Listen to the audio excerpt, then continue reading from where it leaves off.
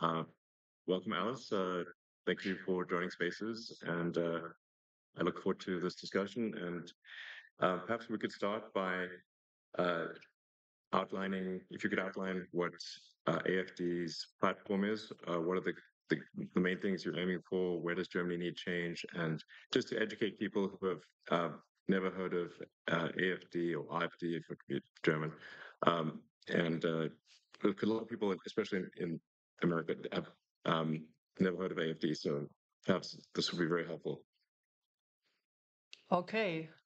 Thank you very much, Elon, for having me and to give this opportunity to openly speak about different matters. Let me just. Can you hear me?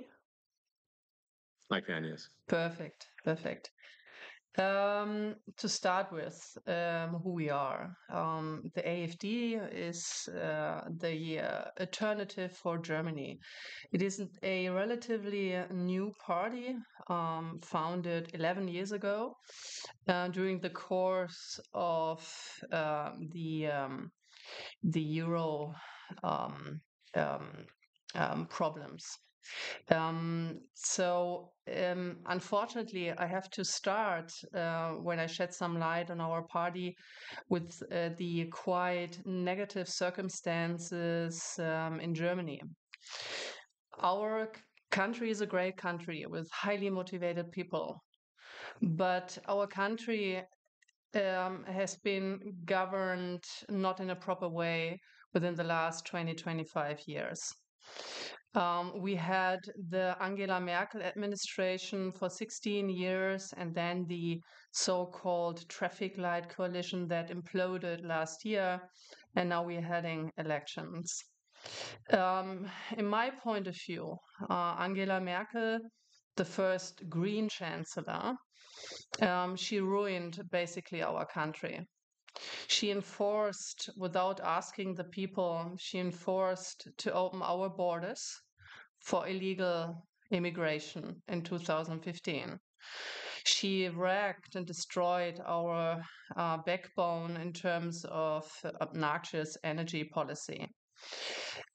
For the foreign listeners here in this audience, Germany is the only industrial country that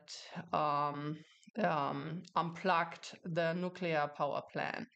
So the aim of Angela Merkel was to enforce just solar and wind energy. And you don't need to be very smart to encounter that you cannot run an industrial country with just wind and solar because you don't have any energy and electricity when the sun doesn't shine and when the wind doesn't blow. And this is a major Yeah. problem. Yeah, Sorry? I mean, obviously, I'm I'm a big fan of solar energy, but clearly, if a country is at a very high latitude, then the amount of solar power in the winter is going to be substantially reduced. Yeah. And then, of course, there's a significant difference in the day-night cycle of energy usage. Um, so a lot of power can be done with solar and with large-scale grid energy batteries, but it must be supplemented with other forms of power because uh, there's not a lot of sunshine in the middle of winter in Germany. So the solution obviously must be a multifaceted solution where there is certainly the renewables, but also there does need to be some amount of fossil fuel energy and especially nuclear. I think nuclear is very much underrated. I think it was tragic for Germany to shut down the nuclear power plants. In fact, they're very well designed, Hmm. and I think that the right move is, in fact, to increase the amount of nuclear power substantially in Germany. This would be great. Um, Yes, and so I absolutely. think, yeah. Hmm. Yes, absolutely. That was the reason why I wanted to shed some light on the current situation.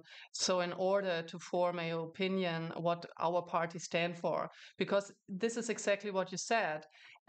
We stand for a energy supply diversification. We cannot run a industrial country like Germany with a still strong manufacturing base. To tell you the truth, our manufacturing production, it peaked in 2018 and it plummeted since then due to high energy costs. And you cannot run a country like that. So therefore, we say, look, we need to be technology open, and we need to reinforce again nuclear power plants, because nuclear energy supply is carbon free, right? So therefore, we would also reduce our carbon footprint, which is obnoxiously very, very high. And this is the entire irony about it.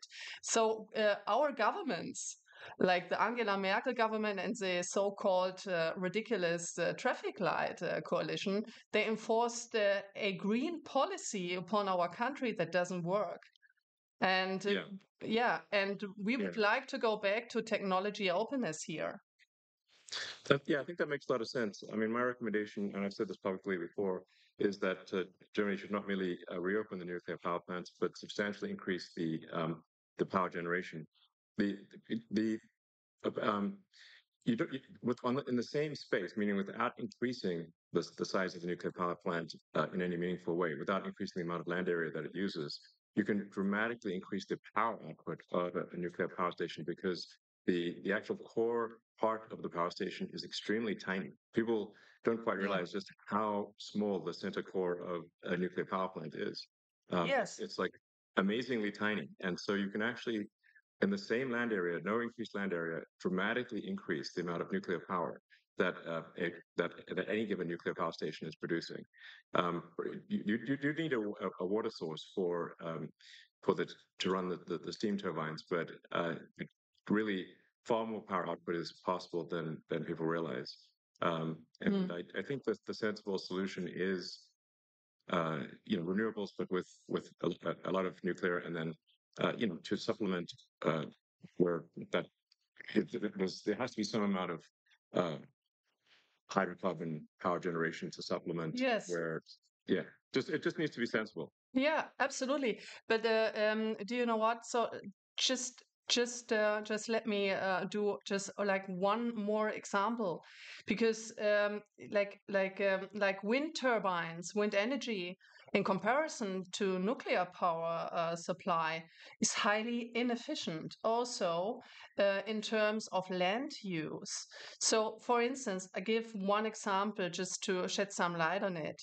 If you were to replace one nuclear power plant, let's say like Emsland nuclear power plant here in Germany, with an annual electricity production of 10 billion kilowatt per hour, with modern wind turbines, with a production of just 8 million kilowatt per hour per year, you would need 1,250 wind turbines just to replace this one power plant.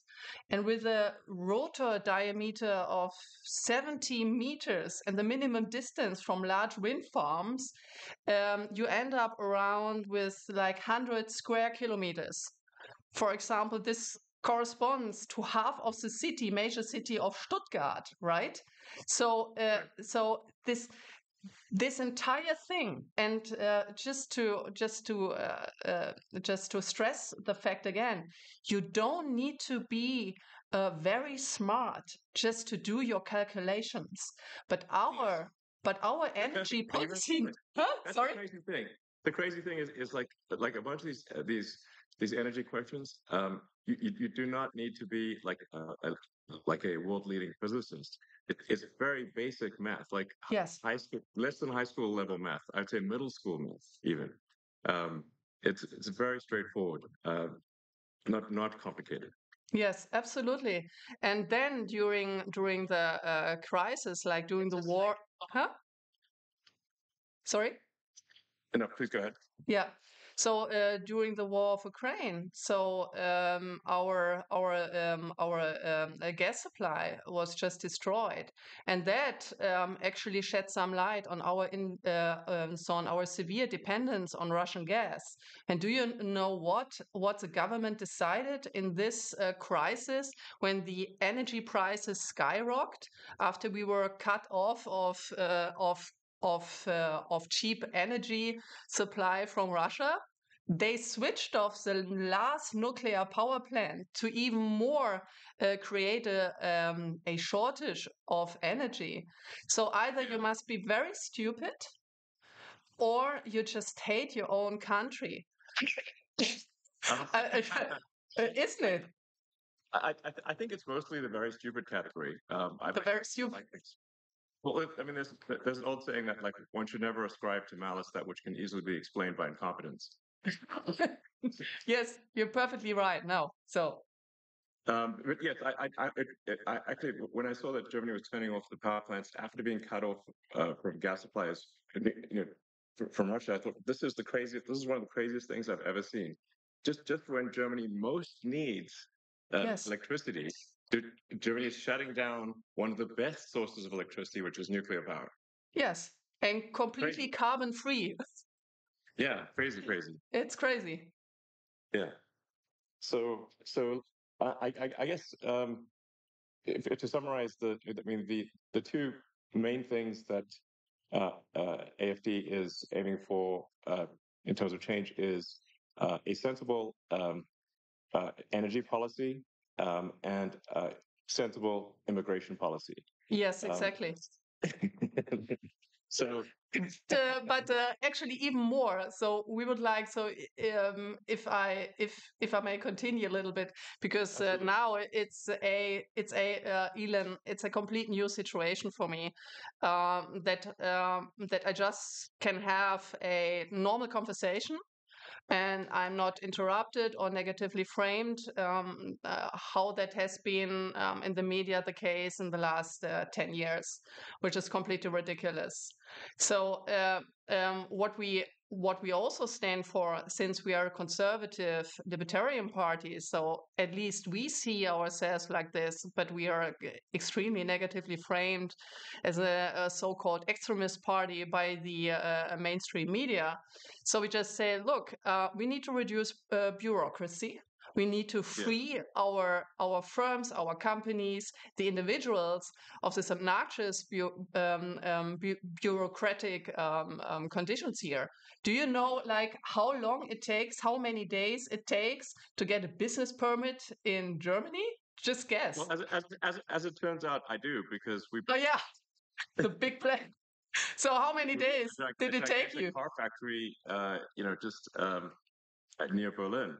So we had many challenges. I mean, this is to be clear. Like we actually had a lot of support, a lot of local support, a lot of local support from like the local government, from the national government, and despite all that support, just the sheer number of rules that the people in the government are required to follow is completely crazy.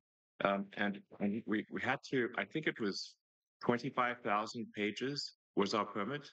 Um, and it had to be all printed on paper. 25,000. Yes, but 20. I think This is maybe more crazy. than that in the end. 25,000, and then there has to be many copies made. So it literally was a truck of paper.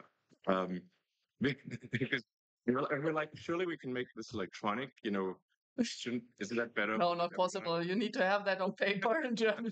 And they say, no, it has to be paper. I'm like, this is crazy. This is only a few years ago. It's not the distant past. I mean, it's like we're well into we're a quarter of the way through the 21st century. It's like, guys, let's just 25,000 actual printed pages, and then I believe every page needed to be stamped with a physical stamp. I mean, honestly, it's going to really tire somebody out to do so much. Yeah. Um, they're going to get some Many people with tired arms. Yeah, they're going to get a repetitive stress injury from having to stamp something. Stress injuries. Like, just send it to the hospital or something. I mean, that's Yeah. um, So, truck of paper. like, I'm not trying to blame the sort of individuals who are doing this time because they are just following the rules. So we have to change the rules, and there needs to be, I think, in my view, for all countries, but especially countries that have enjoyed prosperity for a long time, it is extremely important to have what I call sort of garbage collection of rules, which is to re-examine the rules and regulations, uh, and make sure that they are clearly a net good. And if there's any doubt about them being a net good, we should eliminate them. Because otherwise, we get to this point where everything is illegal. And so it's just absolutely crazy. Absolutely. Absolutely. And it's not only about bureaucracy, it's also about taxes. Germany has the highest taxes Yes. of all OECD countries. So the normal German employee, he works more than half of a year for the state. You have to imagine that.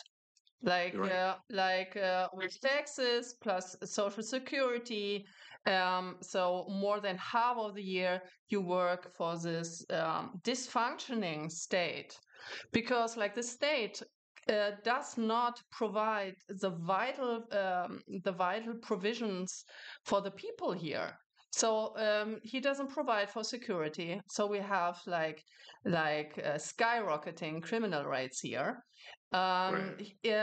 He doesn't care about education. So we have this same insane, wokish, leftish, socialist agenda in our educational system. So the young people, they don't learn anything in school, in university, etc. So they just learn about gender studies, and they Experience. just, yeah. And Actually, no, I really, was, imagine. I was under the impression that Germany had a pretty good education system uh, Yes, that was quite rigorous with the gymnasium and all that sort of stuff. At least it used to at one point. yes, So, but it sounds like this has I don't know, the woke mind virus has infected Germany quite badly. yeah, yeah. So you have the international standard of PISA testing, right? So the PISA survey. So Right. Germany, like a couple of years ago, was okay scored. Okay, these scored. But Okay. now, so we just plummeted because the survey showed that young people are not able to properly do math or speak or write German. And in some states here in Germany, you have to imagine they just abolished the writing grades in terms to get the language grade, right? So you don't need to write German properly anymore because our entire educational system has been deteriorating. And that is Well, also the reason, for instance, why young people they vote for us now, because they want to have a proper education and they want to have back a proper educational system that provides the young people with capabilities. And that is also the reason why so my personal opinion is that we have to go back to a merit-based system, right? So we need to go back to a merit-based incentive system and to go away from all this socialist gender things being in our educational system. The families and the parents, they have the responsibility of their children, and the schools and the university, they have the responsibility to give good education and not all this vogue socialist nonsensical gender stuff. sure. No, absolutely. I mean, the whole point of going to school is to learn uh, useful skills that help you in life, help you be productive and understand the world. Uh, Yes, and otherwise, it's not a school. It's just a propaganda institution. true. Yeah. So okay. Well, I mean, that makes a lot of sense. So We let's need to. see. Yeah. So maybe I can just go on because I was just giving an example of the educational system where the state fails because our state, the government, collected in the last year a record high of income tax. So they collected like around like above 1 trillion, right, of euros. So it is a record high tax.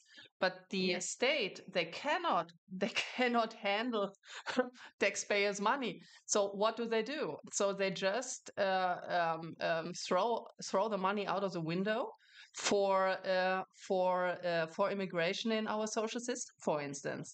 So since 2015, just to give you some numbers and also the audience to have an idea what's going on here in Germany. So we had an influx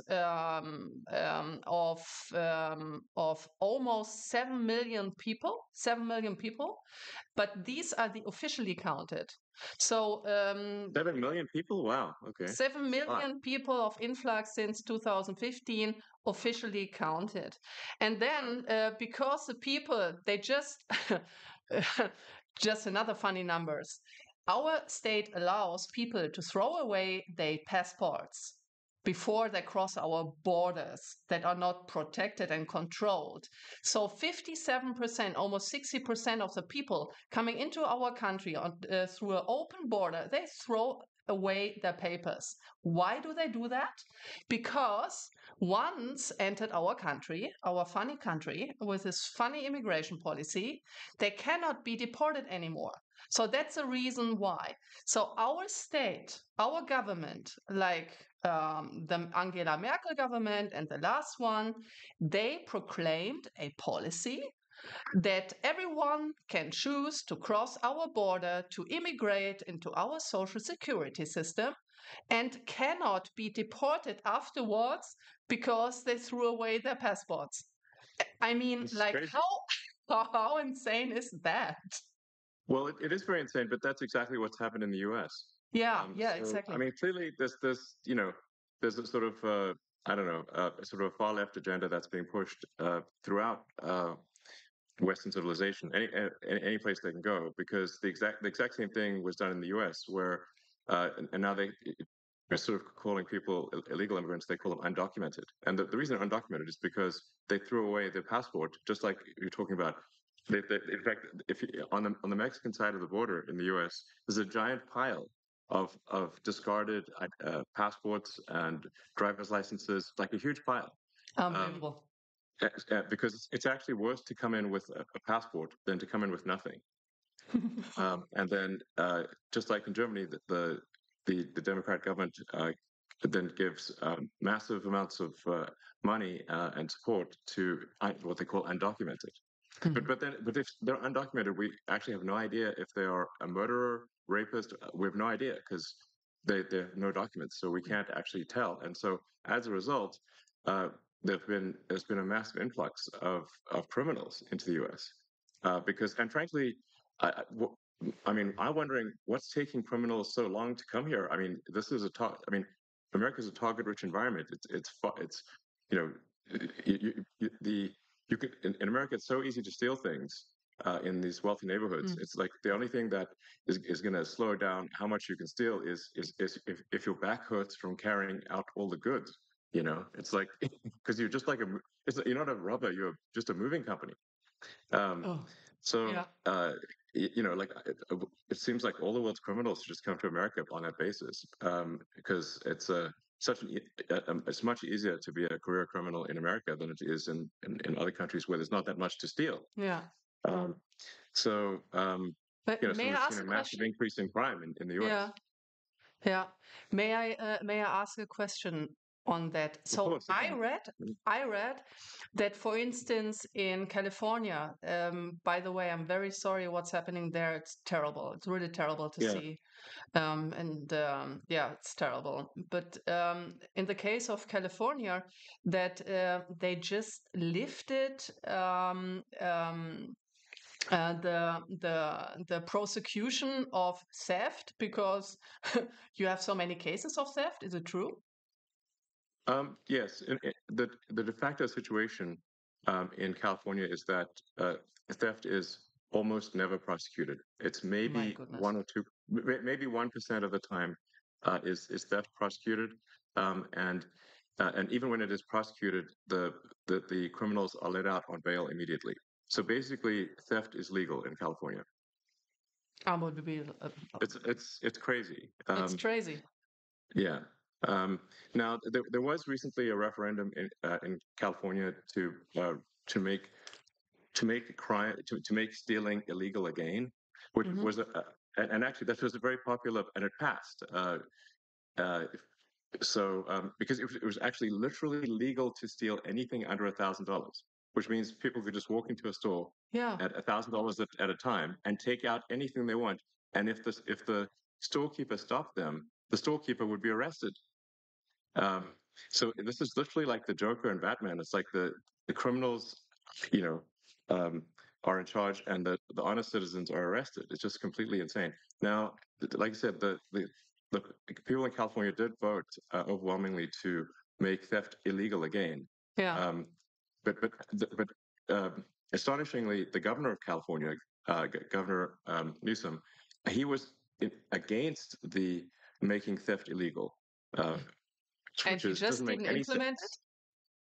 Yeah, well, no, but what they're going to do is, even though it is technically illegal again, they the sort of far left will refuse to enforce it. So Unbelievable. because you really need two things for something to work, for laws to work. You need both the law and you need enforcement of the law. And if you don't Yes. have, if you so, I mean, this is something that George Soros really figured out. I mean, he's sort of, yeah, brilliant guy, but honestly, very anti-human in my opinion. Is that you don't actually need to change the law; you just need to stop enforcement of the law, and that does the trick. So, Unbelievable. I think there is somewhat of a reawakening in the U.S., and I think even in California, people are tired of this, and they want change. And I think that's really, if you say, like, what people are wondering, like, uh, why did Donald Trump win? And it wasn't just a small victory. In the U.S. elections this year, uh, President Trump won the Electoral College. He also won the popular vote, majority of the people, and the House is Republican and the Senate is Republican. What this says is the American people are demanding change. They're being very clear. And my recommendation for the people in Germany is to do the same. Um, if you are unhappy with the situation, you must vote for change, and that is why I'm really strongly recommending that people vote for AfD. That's my strong recommendation, and I think this is simply the sensible move. Uh, and I think Alice Beadle's a very very reasonable person, and hopefully people can tell just from this conversation, like nothing outrageous is being proposed, just common sense. Um, so, in fact, as I've said publicly, I think only AfD can save Germany, and I just want to be very clear about that. Only AfD can save Germany. End of story. And people really need to get behind AfD, and otherwise things are going to get very, very much worse in Germany. Yes, because you rightly said there is a difference of making a law and then enforcing it.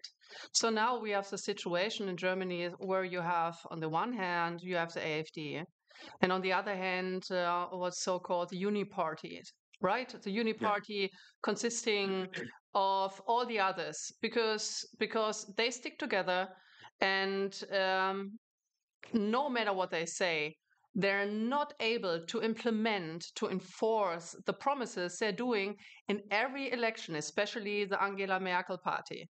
Do you know that the chancellor candidate, so my running mate of the Christ Democratic Party, that it's wrongly labeled, for instance, by the Economist as a center-right party. So in my opinion, it's a leftish Green party. But anyway, Angela Merkel was the first Green chancellor we had here. So what he did is that he, by the way, just talking about interference, So I just look it up here. He called your interests, so your interest in German politics, pushy and presumptuous. Yeah. And What does yeah, he say about George Soros? yeah, exactly. And Bill Gates. So Yeah, that Bill was Gates, not a exactly. problem. When Yeah. Bill Gates actually tried to sell his mRNA vaccination and not mentioning all the huge side effects on people's health, and no one takes responsibility about that, and the entire bluff and scam of wearing a mask, right? So Yes. it's unbelievable. And also, that candidate of the Christ Democrats, like Friedrich Merz, he warned the world about the consequences of voting for Donald Trump in October last year. So, Right. so far for like foreign interferences, right?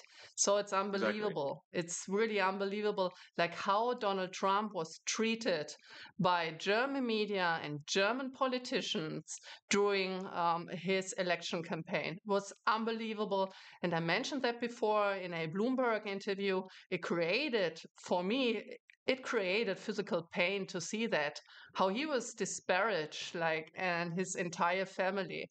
So, yeah, so I feel very sorry for these people. Um, um, just like, saying negative things, and now Yeah.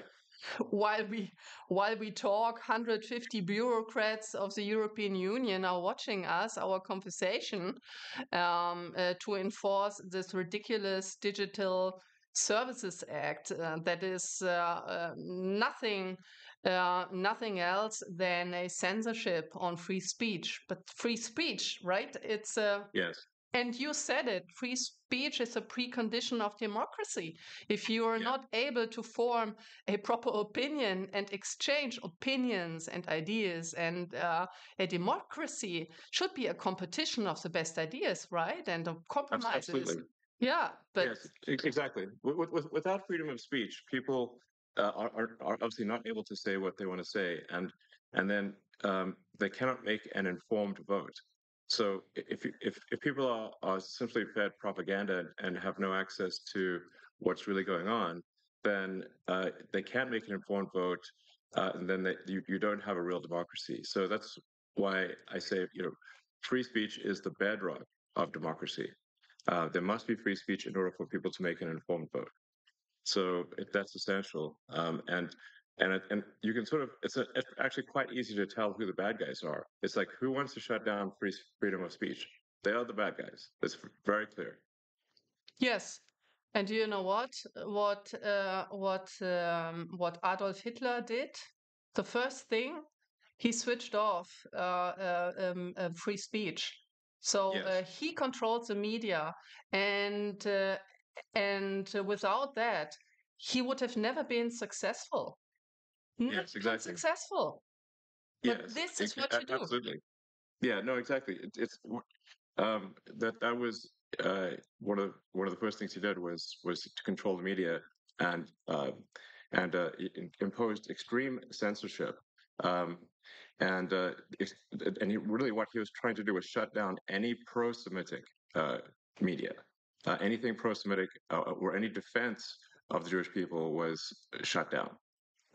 So we have to, like, very few, for those who want censorship, I think they should be careful what they ask for, because Yes. uh, once you institute censorship, it's only a matter of time before that censorship is turned on you, and eventually they will censor you, and that's the danger. Because people love to censor things they don't agree with, but they don't realize that one day that censorship is going to be turned on them. Absolutely. So, yeah. Um, so you mentioned, of course, uh, Hitler and whatnot. Now, there's a lot of the media wants to portray AfD as far right, as somehow associated with Nazism or something like that.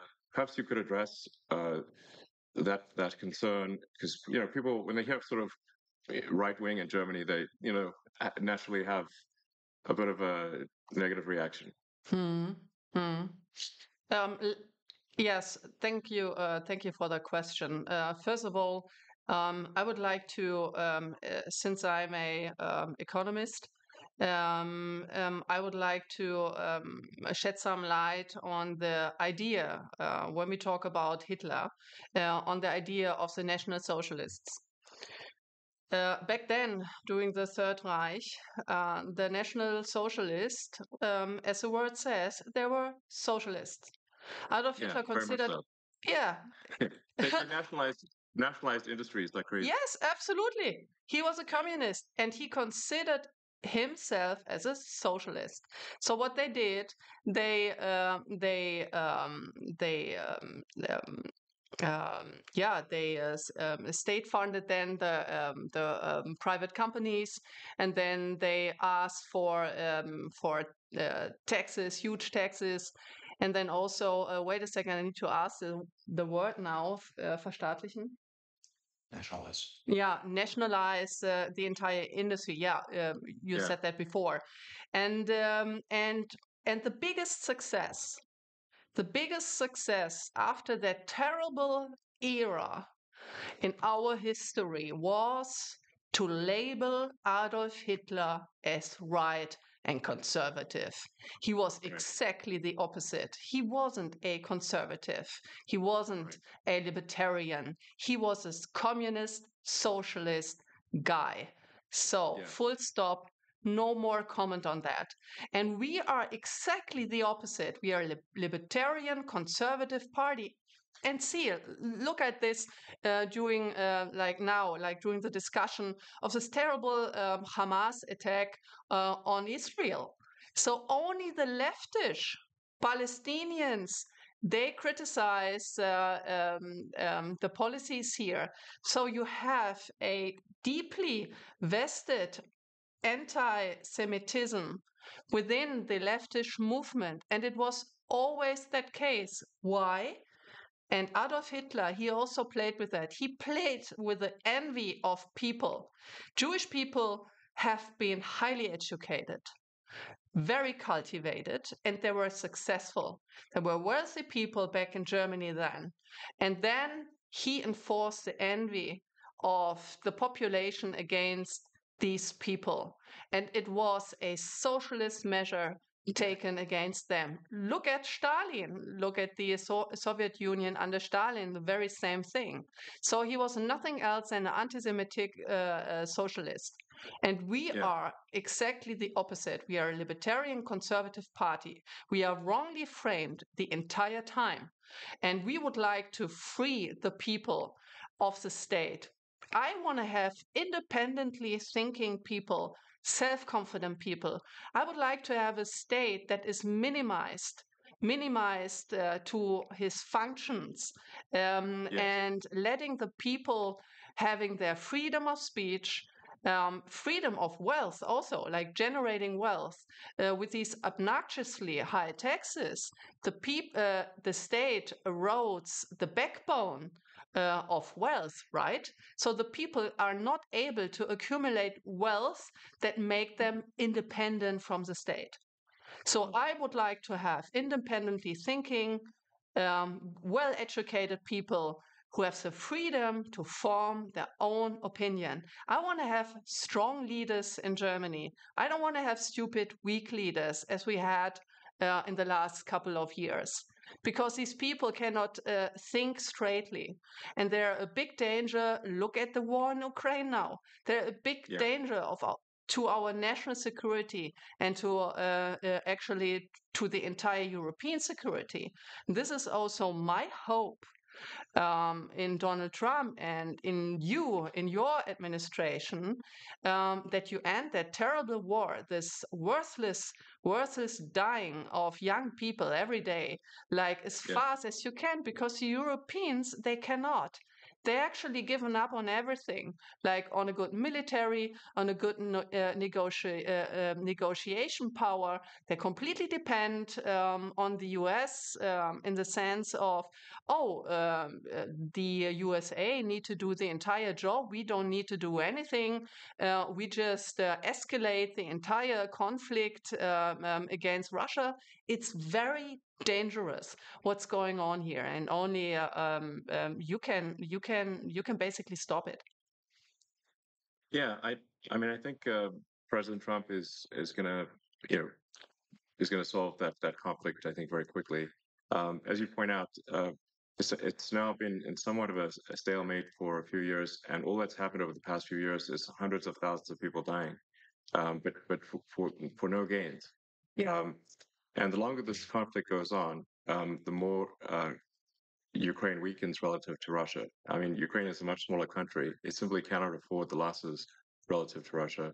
Russia has, it's just, you know, this is the longer this drags on, the worse it is for Ukraine. And then you've got all these poor, you know, men dying and and for nothing. Why? Um, so. Um, I hope this terrible conflict can be resolved quickly, and I think it will be under President Trump. Yeah, it would be great actually, because this is our no really like the people here, like many people are anxious, and they're anxious for a very good reason, I think, because this conflict has a potential to escalate big time towards a nuclear exchange. And here, the European governments, they have no measure, they have no strategy, they have no red line, no storyline of their foreign and security policy towards Russia, towards Ukraine. They have no strategy to end that, and they don't have the military power, right? So they underspend the budget to NATO actually for decades, like Yeah, for a very long time. Like the average, for instance, of Germany, because the share of GDP is supposed to be 2%. So Germany, on average, I think was just like slightly above 1%. So Germany didn't contribute, but Germany is also not prudent of the defendants of our own country. So this is the second thing. So we are completely dependent on the US. But I think, and I've listened to this very interesting speech of J.D. Vance. He said he doesn't want to have client states, right? right. Yeah. So he wants to have independent states who that also form their own independent opinion on things, right? So Yes. you for instance, in your companies, you don't want to be surrounded by yes people and by mediocre people, right? So me neither. Right. So I Right. try No, to acquire. absolutely. Yeah.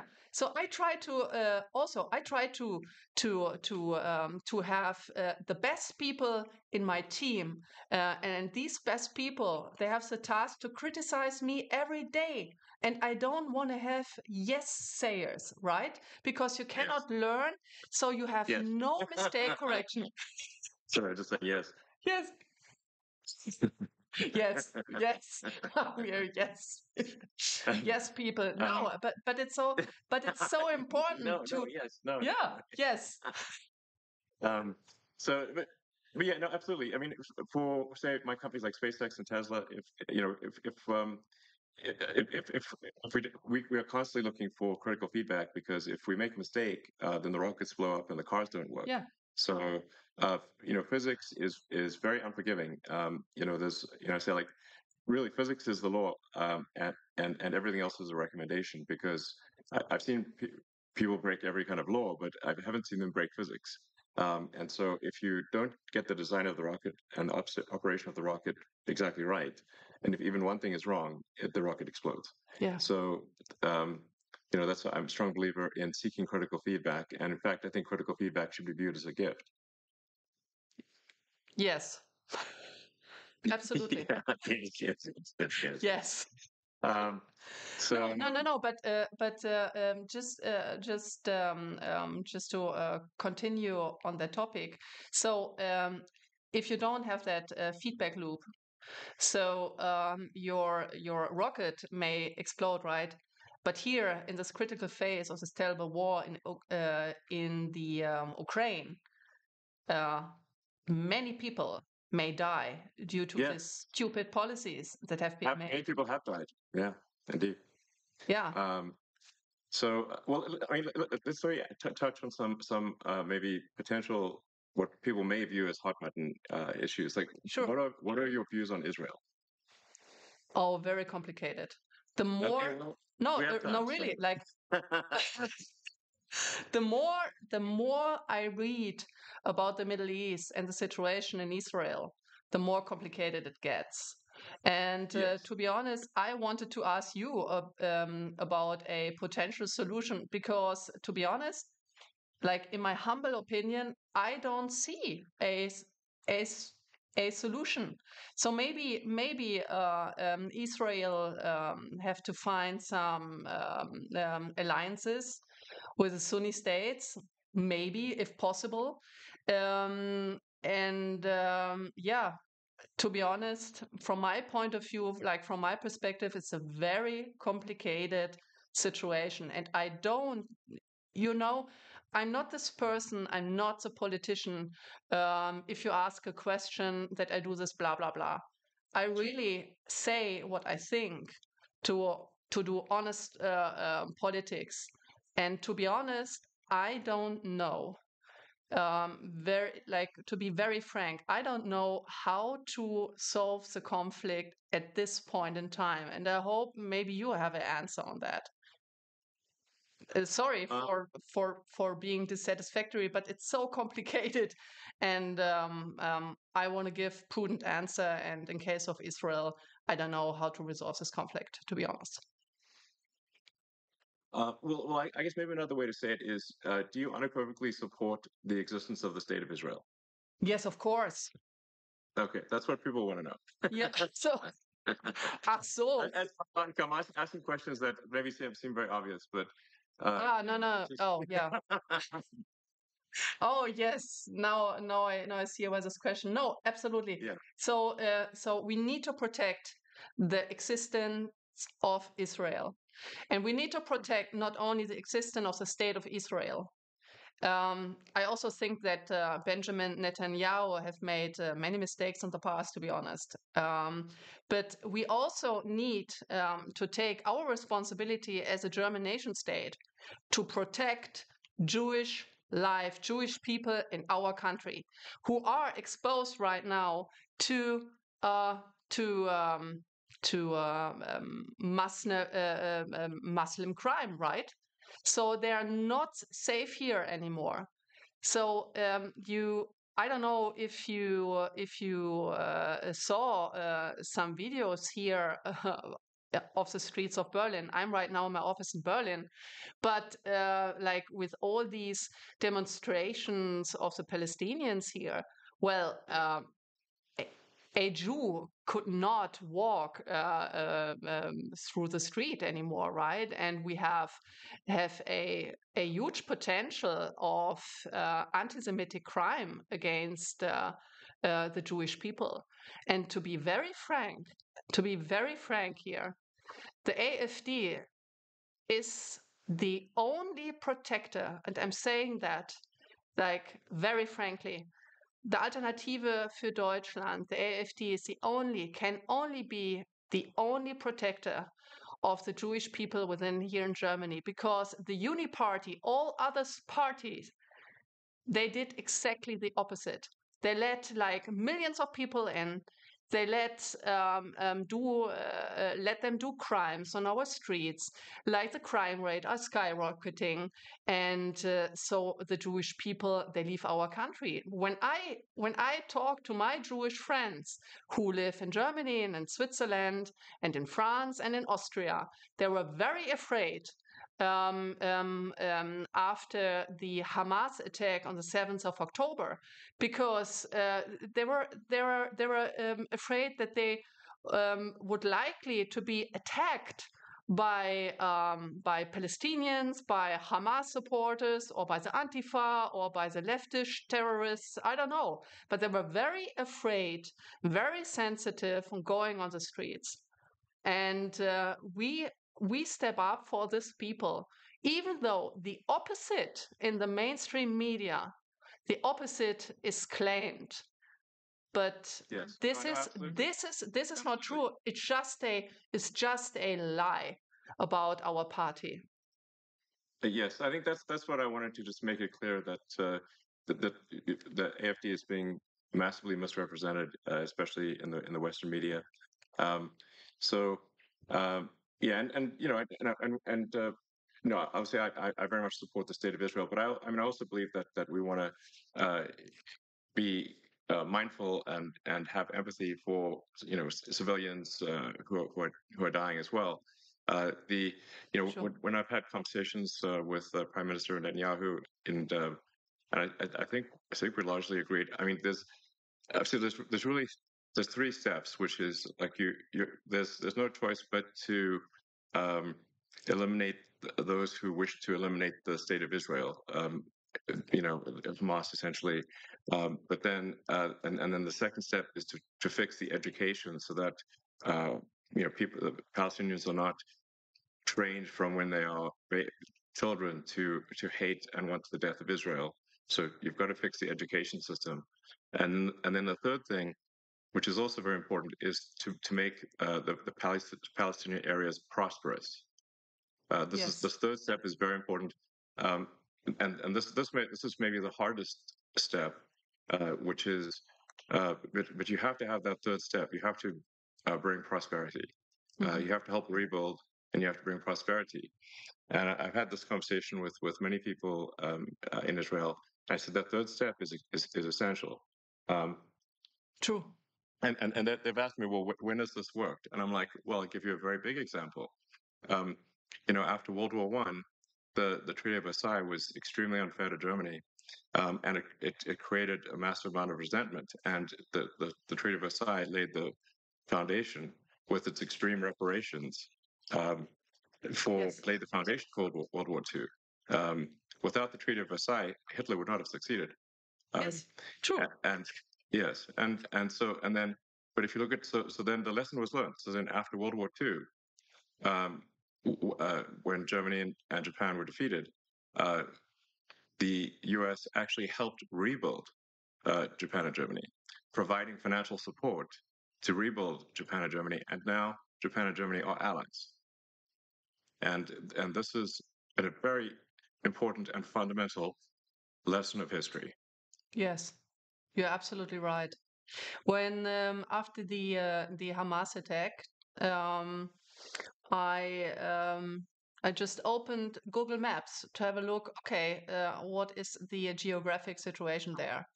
And when you see the Gaza Strip, right? It's a Gaza Mhm. Strip which is just locked in, with no resources and not even water supplies. So there can be cut off a water supply and other supplies, just like instantaneously. And this construction also like just having a look like from a geographic perspective, you don't need to be very smart that this is not going to work out. And to make this area wealthy with specific measure being taken, it's a very vital first step.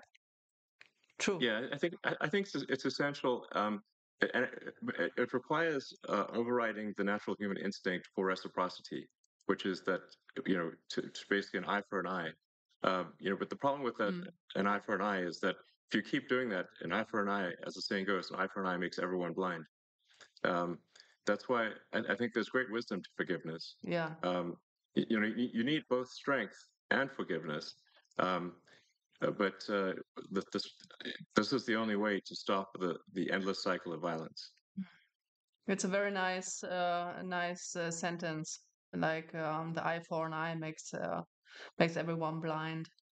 Mm. Yeah, exactly. So um, so hopefully that can be the future. That's the best future I can think of. I think any there's not some other future that that works. Mm. Um, so um, So how about, may I ask you another question? Because we just jumped topics. What is your point of view?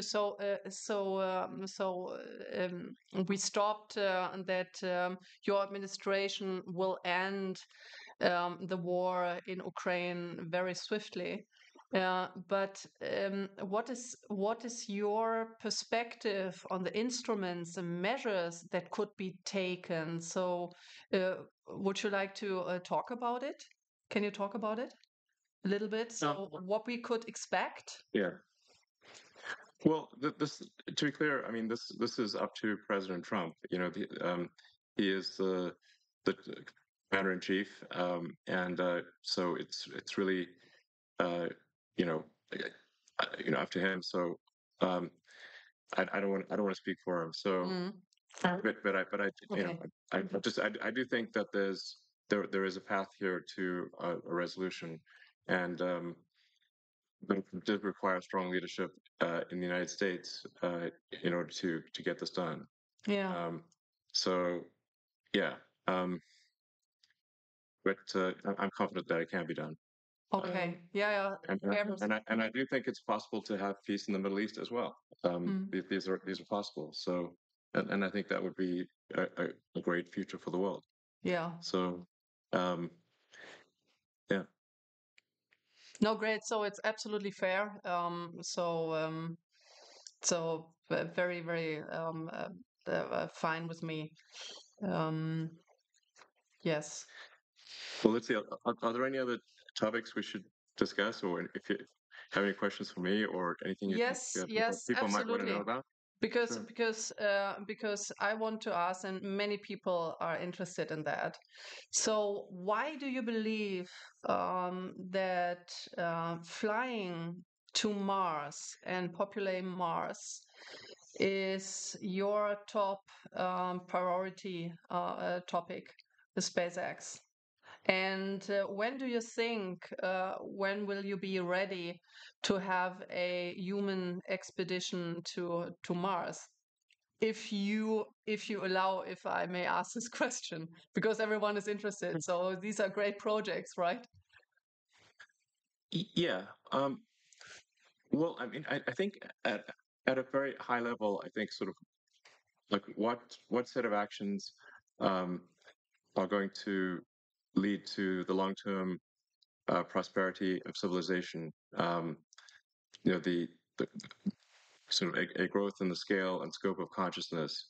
Um, you know, the to the best of our knowledge, there we are the only place with life, or certainly the only place with life that is intelligent in some form. A lot of people think, oh, there must be aliens, but I've not seen any evidence of aliens. Um, and if the archaeological records are correct, Earth is 4.5 billion years old, but civilization, as measured from the first writing, is only about 5,000 years old, which is about 1 millionth of Earth's existence. So all of human civilization is a tiny flash in the pan so far. Uh, and so we have to say, well, what steps can we take to ensure the long-term survival uh, of life as we know it, of consciousness? And if we are a multi-planet species, the probable lifespan of consciousness is dramatically greater than if we are a single planet species. Um, this is not to say that I think that Earth is about to die or anything like that, but there is some risk. Mm, If there is a global thermonuclear war or some extreme natural event like a giant meteor that hits the Earth that causes a mass extinction event. I mean, if we look at the fossil record, yeah. there are at least five extreme mass extinction events that would have just basically extinction events that would have destroyed all of humanity completely. Um, there's five of them at least, and so I think if we should take this opportunity today, because for the first time in the 4.5 billion year history of Earth, it is possible to extend life and to extend consciousness beyond Earth. And that window of opportunity may be open for a short time, or it may be open Mm, for a long time. But just in case it is open for a short time, we must take advantage of this window and as quickly as possible become a multi-planet species, and ensure the long-term survival of civilization. So, what is your time frame um, for a expedition? Well, Like for the first human expedition? well, yeah. So to be clear, what matters is not so much the sort of flags and footprints, but the establishment of a self-sustaining city on Mars, where the critical threshold is where the city can grow independent of Earth. Meaning, if the resupply ships from Earth stop coming for any reason, uh, the Mars colony does not die out. That's if we are able to reach that point, then we have passed one of the very important and fundamental Fermi great filters. Um, there's this idea of like, well, why don't we see evidence of intelligent life? Well, that there's this idea that there are these various great filters that these civilizations never pass, and one of those great filters is never going beyond your home planet.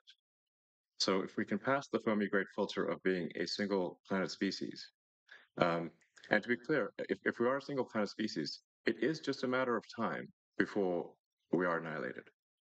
One can argue about how long it will take, but eventually there will be something that happens that annihilates civilization. Um, it might be very far in the future, but we simply know from the fossil record, as I mentioned, that there have been at least 5 massive natural extinction events, and I think there's added risk for humans that we could destroy ourselves, because the dinosaurs did not have thermonuclear weapons, so they also didn't have spaceships. So we've got the risk of thermonuclear war that could destroy everyone, but we also have spaceships that can make life multiplanetary. And but to answer your question more directly, I think we can send uncrewed starships to Mars in approximately 2 years. So Earth and Mars Earth and Mars align for planetary transfer Every 6 roughly years. every 2 years, every 26 2 years. Ah, years. 2 years. Yes. So the Earth obviously takes a year to go around the sun. Mars takes approximately 2 years. And obviously, one cannot go to Mars when it is on the other side of the sun from Earth. Yeah. So we have to wait for when Mars is in roughly the same quadrant of the solar system as Earth, and that occurs for about 6 months every 2 years. And the optimal transfer window is typically just a few months. So for a few months every 2 years or every 26 months, you can transfer to Mars. So there's currently a Mars transfer window, which means that the next one is in 2 years from now, and then there'll be another one 2 years after that. So for the one in 2 years, I think we can send uncrewed starships to land on Mars to test that the landing systems are working properly.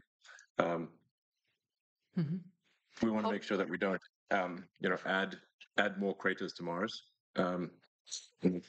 Yeah, that would be. Yeah, but yeah, the crater count increment must be 0.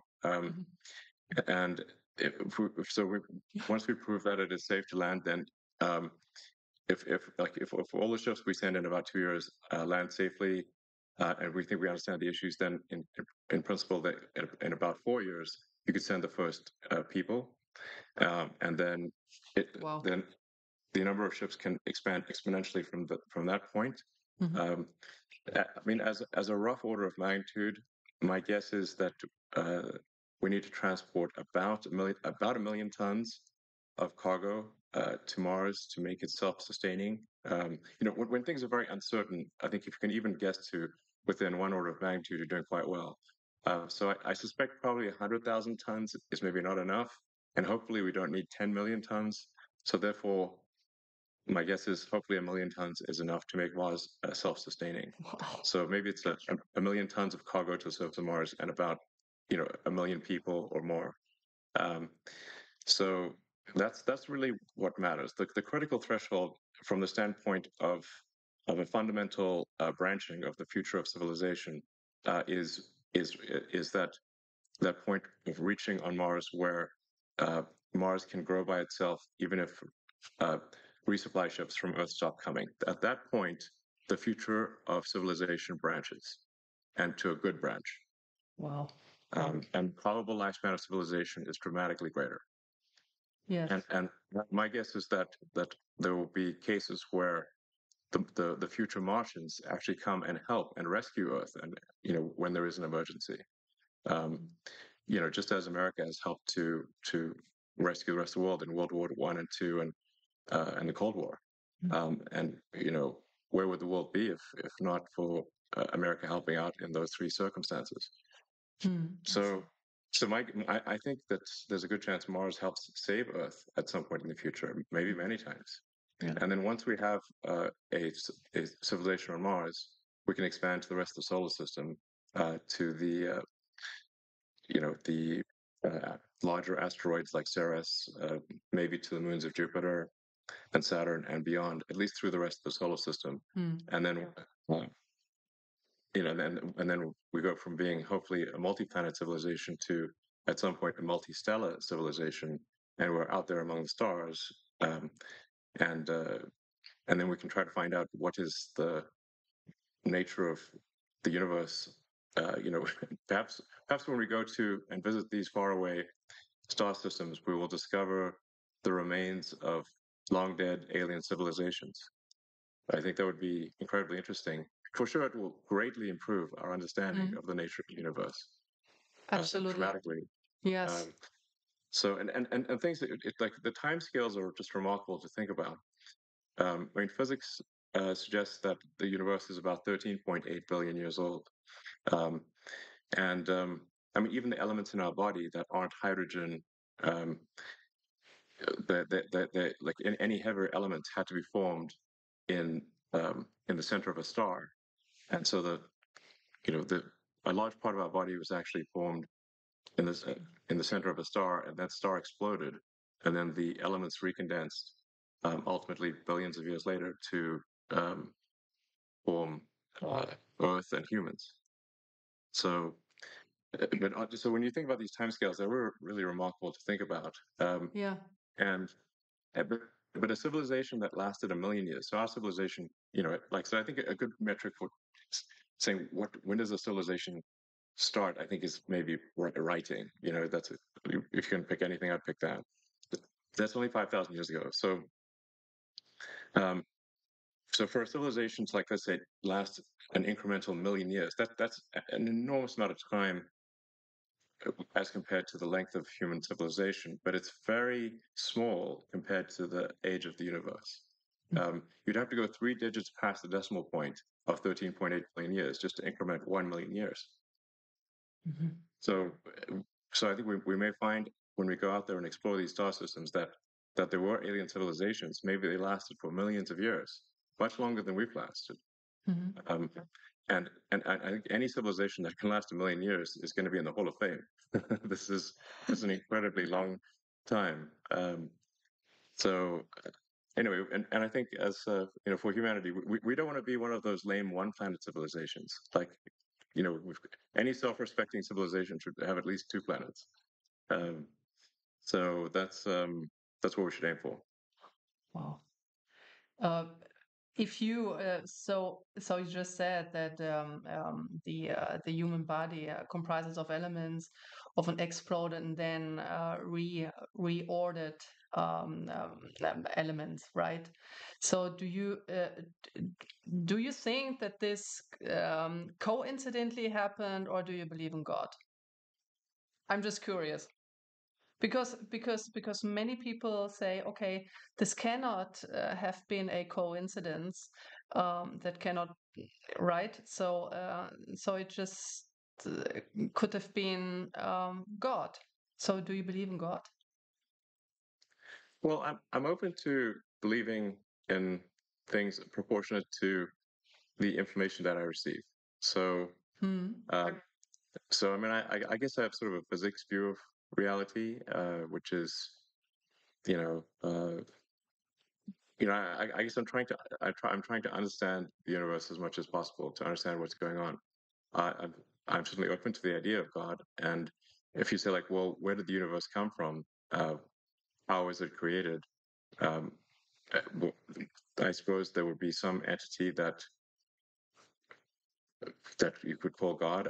That would, I don't know.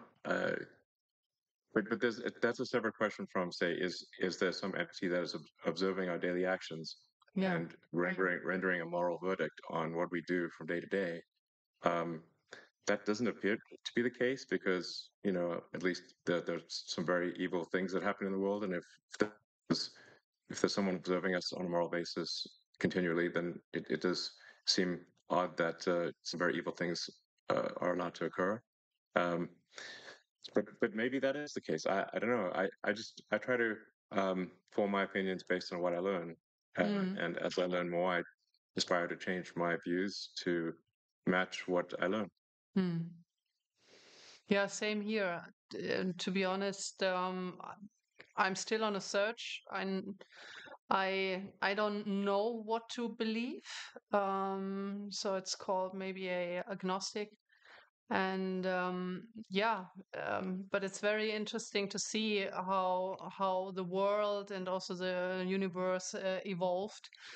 And yeah, it was incredibly interesting to listen to your visions. And yeah, it's quite a Yeah, vision for every one of us. yeah. I would say that what I have is a philosophy of curiosity.